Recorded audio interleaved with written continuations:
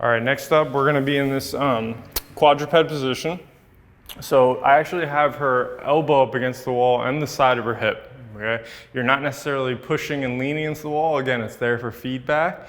When you do lean into the wall too much and try to bend your spine, hopefully you'll be able to see that and feel that.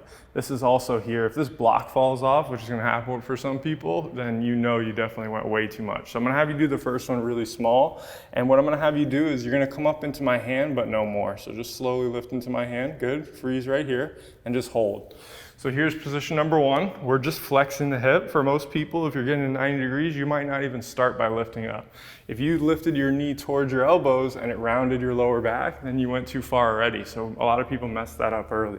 Now I want you to push out into my hand. So now you're doing a fire hydrant. Get as far as you can and hold. As soon as you get as far as you can, just hold right here. You should feel the side of your butt working. Your knee should be higher than your foot. So see if you can get your knee higher than your foot. There you go. And now you should feel even more butt. You're also gonna wanna lean into that wall big time. Try not to.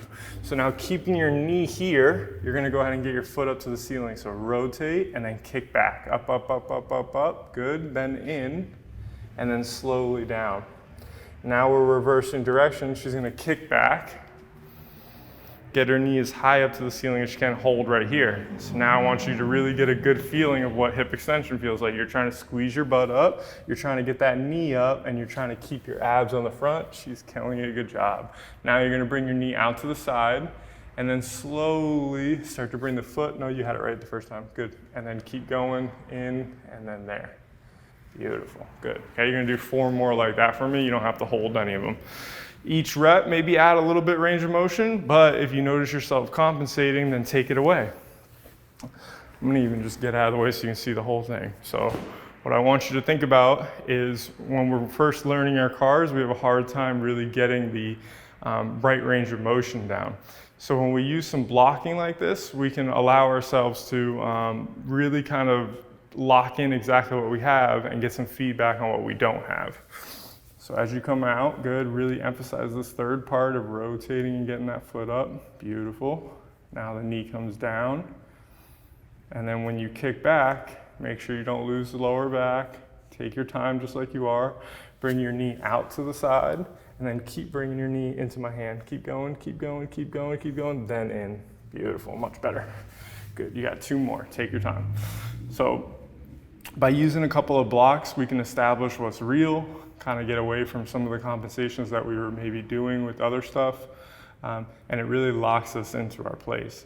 Now we don't want to rely on this always, meaning all of your cars shouldn't be blocked. We want you to learn how to move without the constraints, so it's kind of a 2-step thing. Doing these early will really help the sensations and the sensitivities that you're going to gain from doing your new mobility work. That's 4, right? Mm-hmm. Last one, best one, take your time. And notice how she's taking a second to reset herself. That's exactly what we want. We don't want rushed work. We want you to be able to really lock in every single rep and get quality instead of rushing anything. Good job. Last one, kicking back, out, and around. All right, we're gonna go and switch sides. Just gonna flip around, same thing.